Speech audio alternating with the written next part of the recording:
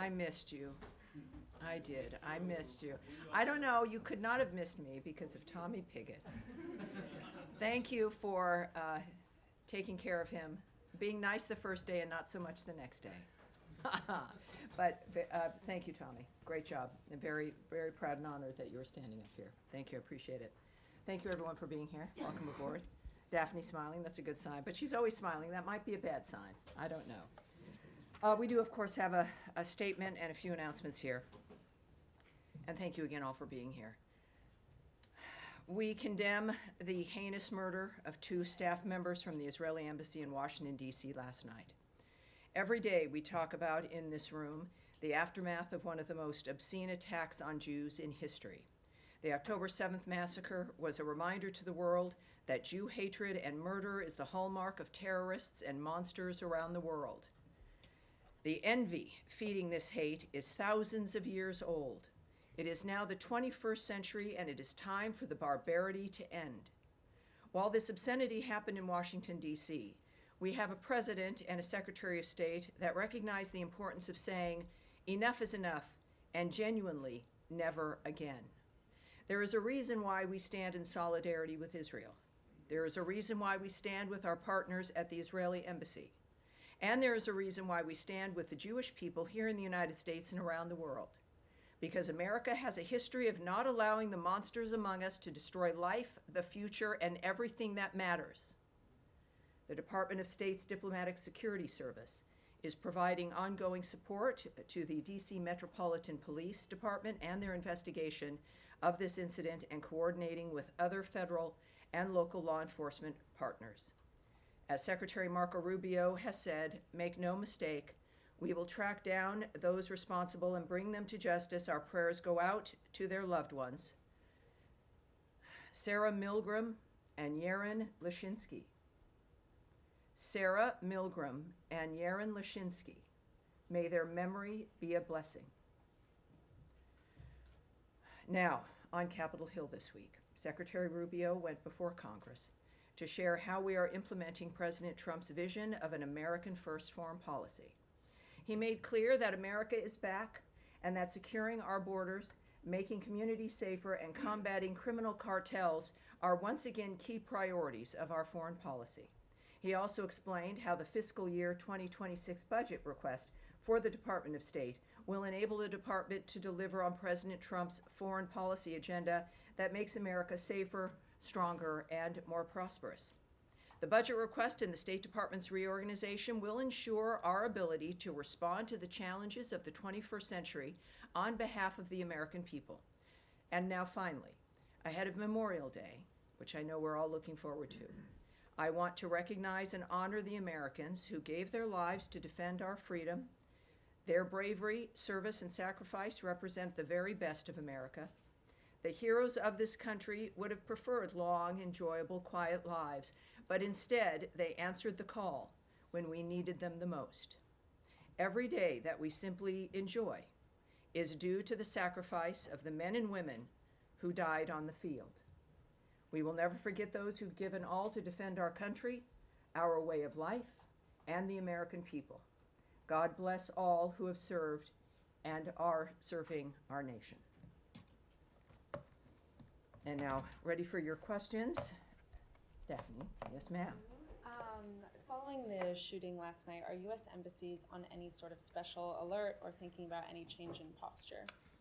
I can't speak to security measures that are being implemented or being discussed or decided upon. What I did note in my topper is that, in fact, we are working certainly with the D.C. Metropolitan Police and the security of this building, of American diplomats, of diplomats throughout this city is of paramount importance to the United States of America. We act on that every single day, and certainly we're continuing to do that today and in the days that come as well. And has Secretary Rubio had any conversations with Israeli officials or the Israeli ambassador today? I can't remark on the specifics of any conversations that have been had, but I know that, of course, you've seen his messages, the tweets, and of course, we will hear, no doubt, again soon about the nature of what's transpiring.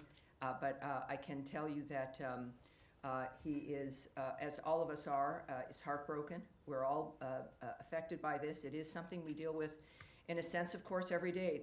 This administration, the Secretary's work, the President's work, and often I don't know how they do it. I have maybe 40, 45 minutes with you guys twice a week, and these are issues that are existential all the time. And I know that, again, my work is made easier because I know the people running this country care about life and about the condition of our lives. And so that's the most I can say, separate from certainly specifics of who they're speaking with. All right. Yes, Andrea Mitchell. Hi, thank you very much. A couple of questions about South Africa and also Sudan, if you don't mind. In South Africa, the State Department is empowered legally with deciding when a genocide exists. Has there been an investigation that supports any such contention? Because there is no credible evidence from any authority on the ground there, in their government, in NGOs, or elsewhere that we can find to support an allegation of genocide, that white farmers are at all as disadvantaged as the crime wave there that is a problem against blacks in much greater numbers, and proportionally even greater numbers than whites. The fact checkers have shown that the white crosses were put up as a protest against the criminal movement and against the death of the farmers. The crosses and the burial were all part of a protest against the criminality, not as described.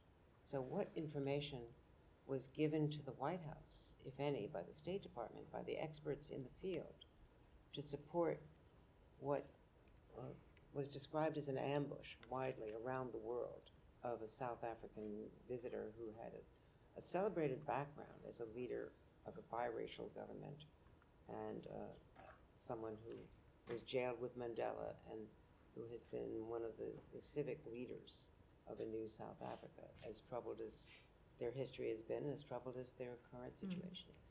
Well, I would say that, as we all knew, of course, the President has been very vocal about his concern about the violence, the nature of what's been transpiring in South Africa.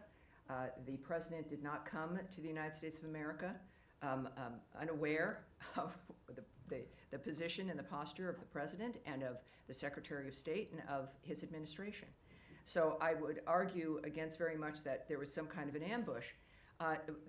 South Africa also has been facing a dynamic where there's been regular criticism, ranging from not just the collapse in some ways when it comes to the violence in civil society, but then the referral of Israel with the ICJ for the issues of genocide while ignoring Hamas, cozying up to Iran, the general choices that they've made. In the meantime, also, of passing a law that has allowed them to take property, to possess property of white Afrikaner farmers with no reason. One element is equity. And so when you're passing laws like that target a group, ostensibly sending a message to the population that these people have a price to pay, there's something that they need to be doing, that they deserve to have their land taken, combined with the chance of kill the Boer, the massive rallies where encouragement of violence is prevalent and is at the core of it, in addition to the associations South Africa and its president have chosen to make, like with Iran and their actions against Israel. It creates a picture that is worthwhile having a conversation in the Oval Office. And that is, I think, it is the transparency of the president, certainly both leaders aware of what the concerns have been and what the arguments have been. So I don't think President Ramaphosa was somehow surprised or shocked at the fact that we have an honest man who's in the White House who's spoken and continued to speak about violence and the trajectory of South Africa. Well, what I'm just suggesting is that the facts matter with the credibility of the president, and that as it was explained in the Oval Office, and it has been explained elsewhere, that is a minority party, a protest party that is legally permissible, but that the white agricultural minister said in the Oval Office, that's why we joined the coalition, to make sure that they didn't get into the parliament, that they don't have power. They've been, they've been Well, opposed. in the nature of the weeds of something like that, where that individual, you saw also the larger video of the thousands and thousands of individuals in a stadium framework. And I think that what Americans in the world and what South Africans see is a movement and an attitude that is not only not punished, But it's but not a majority reinforced, movement. but Andrea, reinforced with a law that says, oh, those people that you're calling to have be killed, yeah, let's take their land. Who does that? Who does that in the midst of that environment? And I think that when we think about, I'm not certainly going to get ahead of the president. President Trump is someone that the world knows, says what he thinks and acts on what he thinks. But I think that it was very clear, and he's been clear, as has the secretary, about the problems with South Africa, the nature of the signals that it sends, the quality or lack thereof of life, the fact that we have taken in refugees, very basic standard of looking for asylum, they've met that standard, and it's more than just complaining. It is about acting and finding Well, an now that you element brought that that where up. we can make a difference for those people. Taking of a land, first of all, it's with judicial review when it has happened. It's yeah. not. Now, that- let me correct you right that- there, Andrea, and then I'm going to move on. This particular law they tout has not even been implemented yet. That's correct. This is, so it's not about judicial review. The law, if you have a judicial review of a law that says there is no standard, well, then you'll have judicial review of no standard. But they have not taken All right, the land. but this, and it is in part, I would argue, because of the global attention that has been placed on them because of President Donald Trump's attitude, his comments, and bringing attention to that framework in general. That is why that hasn't been acted on. And I will move on, No, but I think I've been clear. Yes, Matt, I think you have probably something to say. Yeah, Andrea, you've had 4 questions. I've answered them. You've asked in depth. We are going to move on. Yes, sir. I'm sure others might have the same sort of question. Yes, sir. Thanks, Tammy. Two, I think, should be quick ones on sanctions. One, can you just explain the discrepancy or apparent discrepancy between what Secretary Rubio tweeted last night on Venezuela sanctions and what the Special Envoy Grinnell said? The Secretary saying that the Chevron waiver would not be extended, and Special Envoy Grinnell saying it would be. And then just secondly, on Syria sanctions. Sure. Just what's the status of the relief that the president promised last week? Thank you. Well, I can tell you that the secretary did put up a tweet making it clear where we stand on Chevron, which is a license which is due to expire in May. And what I will speak to is not what others have said, but certainly the people who are in charge of the nature of what we're doing, and that is Secretary Rubio, making it clear that that license is going to expire. And so that's what I take my lead from is his remarks in that regard. So there's no confusion. I think many people on every issue can have a lot of opinions, but I think clearly who we look to are the people who have the power to have the impact and who make the decision. And of course, this is at the direction of President Trump as well. About Syria. Yes, it was a very exciting moment. I was in Riyadh and in the building when President Trump announced that he was lifting the sanctions on Syria. That is something that we've discussed, and many people have wondered when that would occur. And clearly the president decided now was the time. And I do know that, of course, there's a team of people who immediately started working on that, who are working on it now.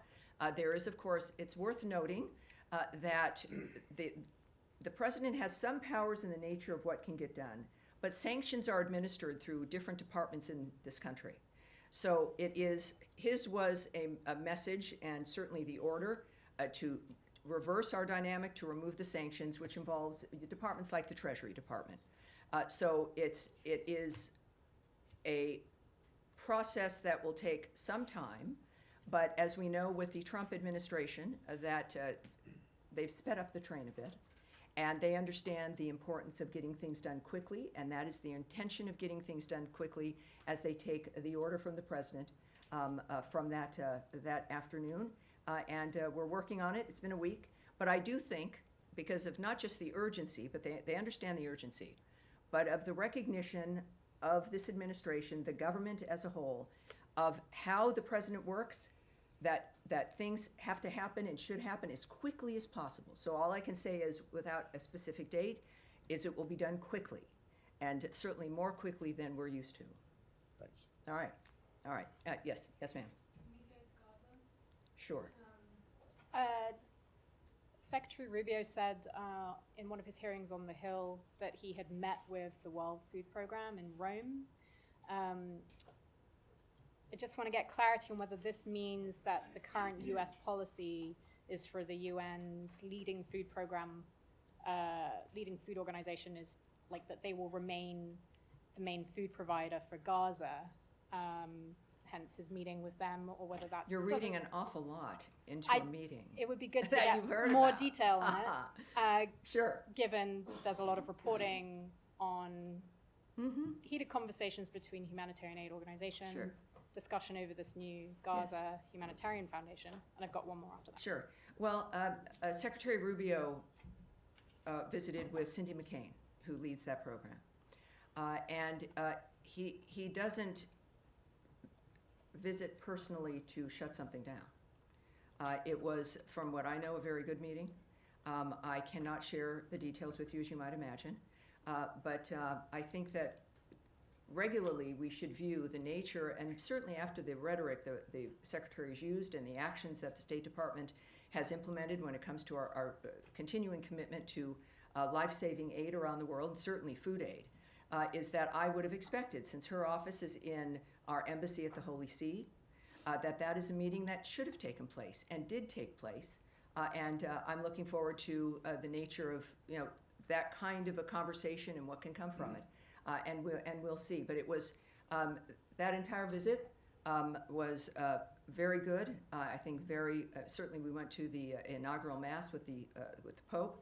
But overall, it was a recognition and a commitment, seeing this from the Secretary, being there as he is a practicing Catholic, but also knowing how each part of his work mattered and also was implemented on that trip.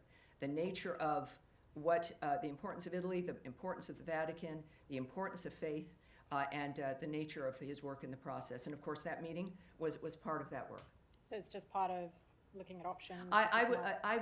I'm not going to speculate or guess. I'm a little psychic, but not enough for that to answer that specifically. A little psychic, but So what can well, nothing you want to know.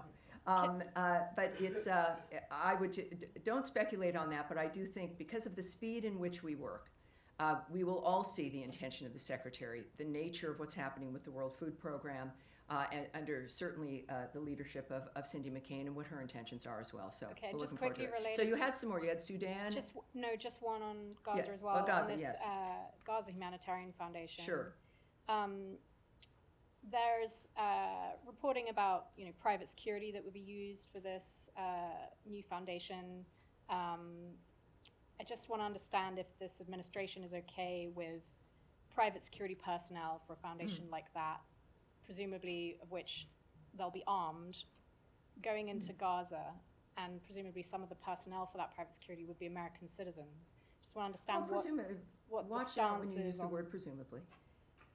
Watch out. I mean, looking at other private security firms and what they do, and some of us Well, have worked I with think them. that, yes, it's good that you're concerned about security. We all are. And that's been one of the problems we've had with Gaza, is the ability to move food aid and medical aid through an arena that is not thinking as you think. They are not concerned about safety. It is about terrorists who've been keeping food aid and medical aid from the people of Gaza, and that has impacted our ability to move all that aid, the aid that we've wanted to move through, that we would do only when it was safe to do so. So our concern has been constantly about safety and what we could achieve in that environment. That's the point of ceasefires, is to have safety. So I would, with that being a standard, that we will support having things move in, if it can be safe, that having a security service is important. I think we all would agree. I won't get into the details of how it's being managed, but because that's the Gaza Humanitarian Foundation, which is private and operates on its own. But clearly, when it comes to what one of our core elements was, which is that we support all of this, if it can be moved in safely and securely and without falling into the hands of terrorists and the people who are causing death and destruction in that area. It seems like they've structured something that can manage that is the equivalent of something that we can all agree on, and they're moving forward. So that's the story, is that we've been able to do it, we being humanity, that it's something that all of us have wanted to see, which is So a movement if of aid. they use private security, You need to call them. you're in support. When we speak about private security, what I look at as the story is that we've managed or expect to manage a security that gets food and medicine to the people who all of you have wondered about whether or not they're going to get it. That's my story, and that's the story of humanity and the people of the Gaza Strip. Yes, sir. On Iran, Mr. Witkoff is meeting with Mr. Arakchi tomorrow in Rome. Both sides have been stressing on respective positions in the past few days regarding enrichment. Do you see a chance to have a path forward towards compromise or not? And if I may, a second question. Can I Secretary, answer that one so that we can, and then I won't lose you, don't worry. thank you. It's like we're on a slide, you're hanging on. Yes, what I can say is that we've made it clear on every project we're working on, certainly including Russia and Ukraine, that our involvement is really because we feel we can make a difference, and that's why we do it. This additional meeting, certainly the 5th round of the nuclear talks, would not be happening if we didn't think that there was potential for it. And so I would say that clearly we believe that we are going to succeed. We've also been very clear on some basic things, like they're not going to have a nuclear weapon. They've been very clear, most of our leaders have been, who've spoken on it, that this is about no enrichment, and the Iranians are at that table. So they also understand what our position is, and they continue to go. So we feel something's good enough for us to continue this work. Second Yes, sir. question. Secretary Rubio this week at the Senate Foreign Relations Committee said that the past 4 meetings have been focused on enrichment only. So other issues like the Iran's support for the proxies, which is like a concern for the regional countries, are those issues going to be discussed later on, or are they going to be part of another round of discussions? Well, I'm not, again, part of the negotiating team, won't discuss what might be the plan, but just like an issue of needing a ceasefire before you discuss what the land is going to look like and what the nations are going to be doing after the fact, there's points that you have to get to before you discuss elements that might not even be a factor if you can't get to the bright line that allows us to move forward. And that bright line has been enrichment, certainly not getting a nuclear bomb, and those things have to be addressed. I say this because that's what I've seen them do, and being very specific, which is fabulous because nobody's guessing at what the goal is. But of course, considering the generational issues involved, this is, and the president has said this about everything he's worked on, with the generational issues involved, that these cannot be solutions that last 6 months or are able to be broken in 18 months, or in 3 years, you know, your 15-year-old is suddenly pulled into a war because now they're 18. That these have got to be enduring, fundamentally changing arrangements that only Donald Trump can bring because of the nature of his attitude, his vision, and because of the support of the American people understanding that this was a factor. So I would say, well, I'm not going to go on from that. I think that'll be it. Yes, but yes, go ahead. The U.S. sent some migrants to Djibouti, and I'm wondering, are you in negotiations with Djibouti to accept these people, or are you still trying to get them to South Sudan, who say they won't take third country nationals? What's the State Department's role in this? Well, we know that, of course, the Secretary's been very open about the fact that we are negotiating with a number of countries to facilitate the deportation of people who are here in this country illegally. I can say also, as the Secretary's noted, that we remain unwavering in our commitment to end illegal and mass migration and bolster America's border security. I won't discuss the diplomatic conversations, which clearly is part of this framework, with specific countries here. I would also point you to Caroline Levitt's remarks the hour before my briefing here, where she noted a court order required the flight to go to Djibouti, and I know the White House has more details on the framework involving that. So we're currently just in the sense of handling this in a immigration posture, certainly it is a reflection of our continued attitude and position, and I don't think that this situation is certainly in the courts, which I can't remark on, but we're familiar with having to make our arguments in a variety of arenas, and this is one of those times, and but I know Caroline had more specifics. In South Sudan, there was a dispute before with them for not taking somebody, and you guys stopped issuing visas. Has Right. that been resolved? Yeah, the visa situation remains the same. Yes, we reacted in that regard because they had confirmed that this one particular person was a citizen, prepared to take him back, and then that did not happen at the last moment.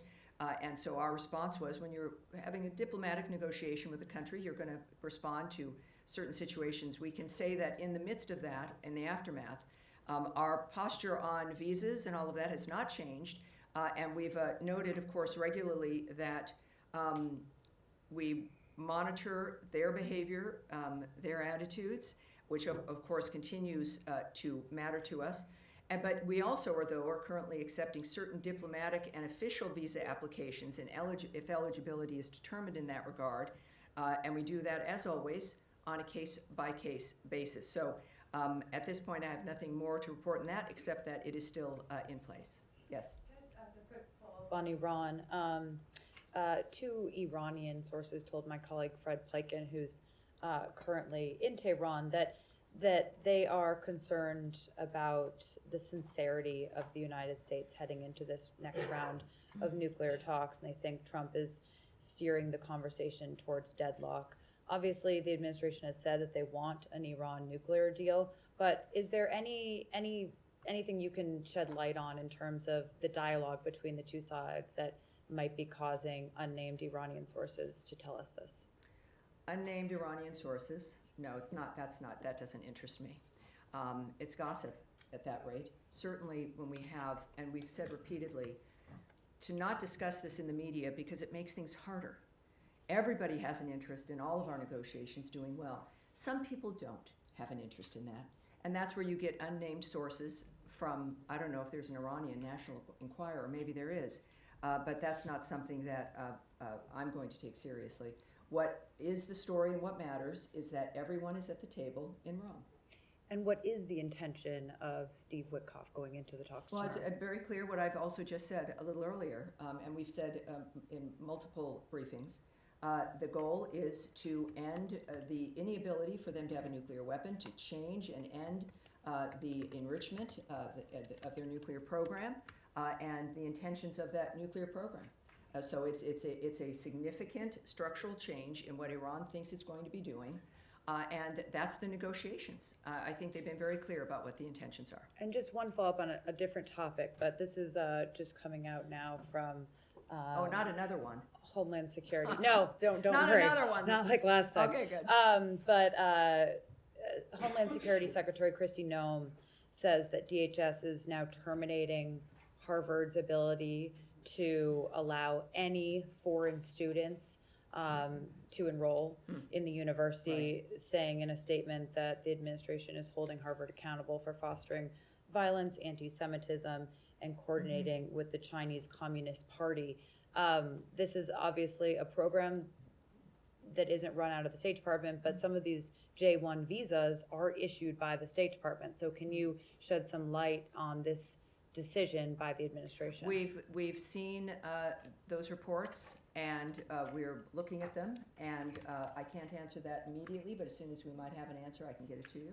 I'm sure that when we get our answer, we'll get it to everybody. But yeah, so I've seen those reports, and I would also refer you, of course, to DHS and to Secretary Noem, who might have more details and more answers for you. Saeed, nice to see you again. I hope it's nice to see you. Thank you. I appreciate it.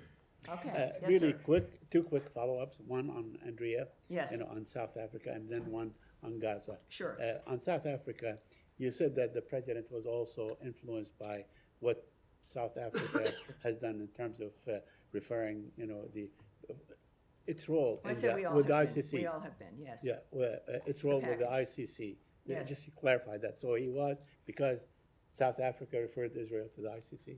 Well, I did not say for a specific event Right, I'm that just- influenced him. I don't speak, No, you know, President Trump is a very clear man.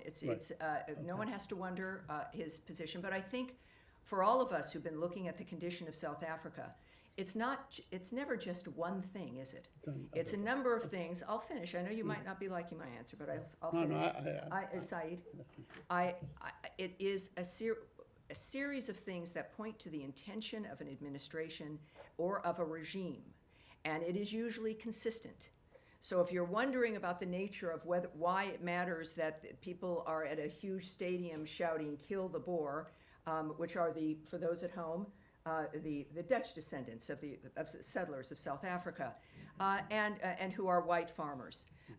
Combined then with the government that says, oh, we reject that, they're not part of our government, but then pass a law that allows the government to take the property of those very same people simply because they're white farmers. So that speaks to the intention of a regime, in addition to their behavior with other nations, their foreign policy, how they would view the victims of October 7th, the Jews, as those who should be referred to a criminal court versus Hamas, in addition to having a rather cozy relationship with Iran. So you don't need to be in a seminar at Stanford to understand and to recognize the trajectory of South Africa. That is the argument for those who are looking at that, again, beyond one issue. And I think those issues speak quite loudly. And very quickly on Gaza. Yes. Now, the Israelis are saying they allowed maybe 6 trucks or 9 trucks, we don't know. And international agencies say no trucks were allowed in. Could you clarify if you have the information? Have any trucks been allowed in? The number of trucks, if you know the number, and so on. And what's next in terms of figures and numbers? Well, I won't share numbers with you, but what I can tell you, and you know this, having covered this situation, Right. that Israel's been honest about the nature of what it's been doing and why, as it fights for its security and in its own defense.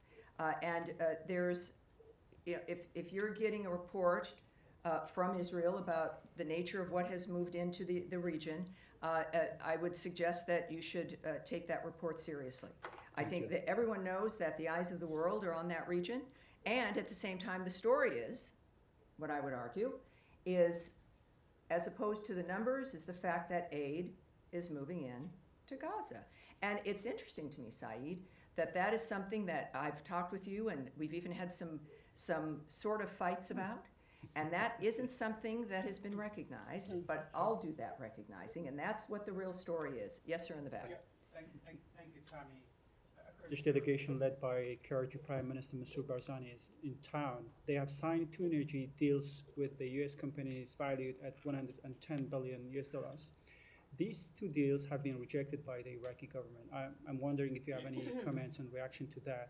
And do you have anything to share with us about his scheduled meeting with Secretary Rubio tomorrow?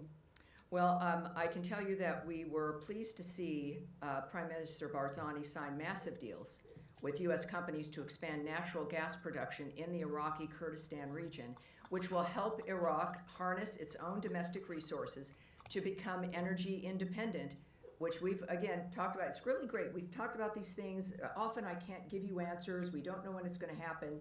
And then to be able to report to you that it has happened. And that is a key administration priority. And being energy independent is obviously a major national security issue.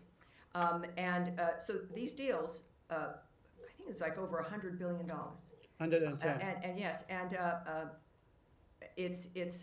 that's what we've all been working for. So we support these deals, and we have encouraged Baghdad and Erbil to work together to get gas production to commence as soon as possible. At the same time, we have, of course, the declaration that these are null and void, right? Yeah. Now, this is the kind of shenanigans that can be a problem. But we also know that, I'll give you a sense of our relationship with Kurdistan. The Kurdistan Regional Government Prime Minister and his visit to the United States signals our desire to strengthen the U.S. relationship with the Iraqi Kurdistan region. And as you've noted, Secretary Rubio will meet with KRG Prime Minister Barzani to discuss expanding trade and investment between the United States and the Iraqi Kurdistan region. He has also stated, Secretary Rubio, that we support the Kurdish autonomy and the U.S. companies doing business there, and urge the government of Iraq to respect this economic lifeline that is necessary to prosper and succeed.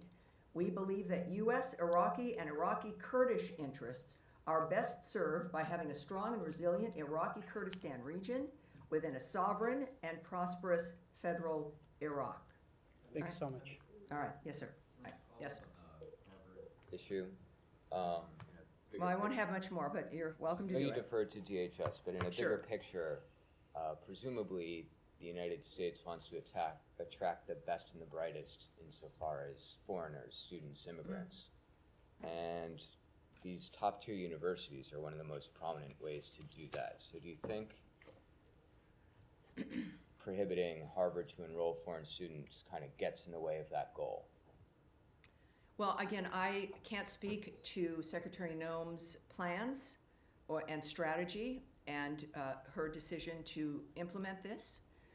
What I would argue is that we have an interest as a nation, as President Trump has spoken to quite often, that we have an interest as a nation for these universities that are supposed to be the gold standard to actually deliver people who are educated and can function in society and on campuses that encourage a learning environment as opposed to one of left-wing activism, where you have individuals leaving the university level in this country as our rates are declining when it comes to comprehension and reading and a whole host of other things. That it has to be more than just a label or a brand.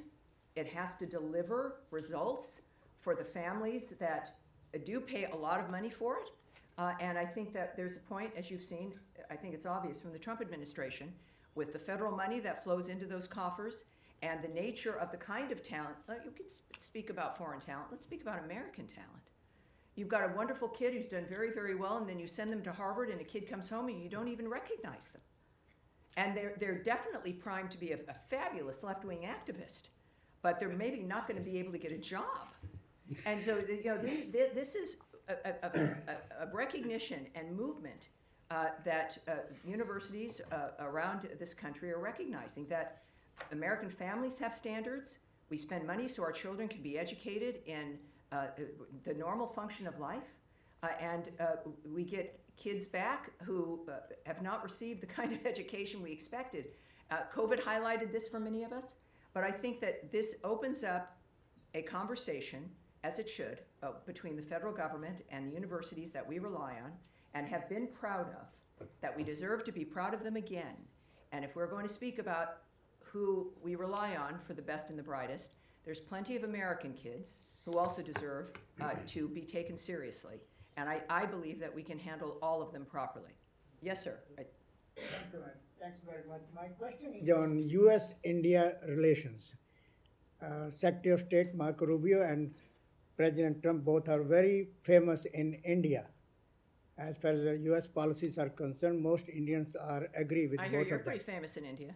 Yes, I am. All right, keep My going. question is, madam, Yes, sir. as far as terrorism against India, recently in the state of Kashmir is concerned, innocent Indians tourists were Yes. massacred. Oh, yes, there. we all know that. Yes, ma'am.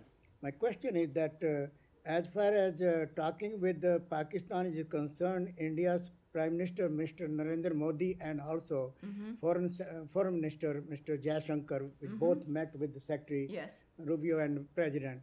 What they are saying is that as long as terrorism is continue against India, what they said by Pakistan supporters inside, that they have training centers inside Pakistan. Well, here's what I can Talks- say, sorry. and this is, and I understand your point, and what has been a generational concern about violence and terrorism in that region, certainly with the troubles between India and Pakistan, is that there is a ceasefire. Obviously, we know that we're very close to a full-scale war erupting, and what's very exciting and heartening is that America's involvement and assistance made a difference in that stopping, and a ceasefire that has continued.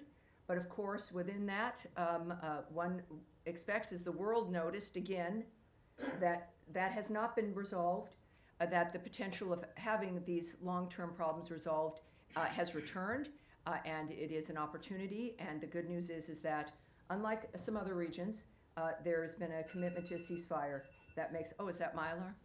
Thank you. I should ask you to put on your alarms. It's like, oh, Tammy's done. All right, we're gonna have. All right, we'll have one more in the green jacket in the back. Yes, ma'am. Thank you, Tammy. Make sure her mic is on, just as she's in the back here. The sound here is. Two quick questions. Do you have any update on the peace deal agreement between Rwanda and the Democratic Republic of Congo, when we will see this peace deal signed? And also, can you tell us if both President Ramaphosa of South Africa and President Trump finally managed to overcome the difference, and we will see United States and South Africa working together? Well, I'll answer that one first. I think the meeting with the South African president in the Oval Office speaks to President Trump's generosity. And the fact that any leader feels comfortable going to meet him, even with difficult conversations, and sometimes the problems that happen between two nations with different attitudes. So the fact that it's President Trump means, of course, there's always hope. It means, of course, there'll always be something for the future. And speaking of the DRC and Rwanda, another very good example of something that has been a generational issue, that we are, again, it's a long process, but they are taking the steps that we've asked of them to take, and that's also very promising. We can look for an update when it comes to what the new dates are and what else is expected. But what I can tell you is that continues. Another great change and dynamic. Sometimes, though, people forget and don't continue to ask, and I appreciate that you did, because there isn't any drama, because that things are changing for the better. So it causes less news, right? There's less interest, but it's worth following up as we watch these particular issues resolve, as, of course, the news is taken up by other issues. But this administration is committed across the board to peace and prosperity, and it seems the world's giving them a lot of chances to act on that. We do one more? One more. Yes, sir. My Italian friend right there. Two more. Yeah, thank you. Yeah, indeed, one is on about Italy, actually the Vatican. So I was there. Beautiful place. I know you were Very there, moving. and there was also some conversation with Parolin, which is the Vatican Secretary of State. So are we seeing those conversations because we also have an American Pope that can actually better deal with our president? And how close are we to actually the negotiation at the Vatican? And then I have a second question on Russia. Yes, obviously the condition of the world existed before our new Pope Leo. I'm not a Catholic, but I'm very moved by the nature of that faith, and it was just a beautiful experience to be there. But I can tell you that, of course, the plans and the conversations with the Pope himself and certainly other leaders there was important. It always would be. If you're going to be in Italy for any reason and you're the leader of the free world, the Secretary of State of the free world, you want to meet with these people. This is why they're in their positions, is for that reason.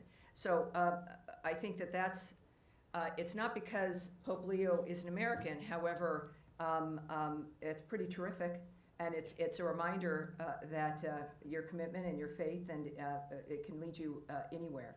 And so we, of course, pray for him success as he moves forward with his duties. And the rest of your questions? I have a question about Russia.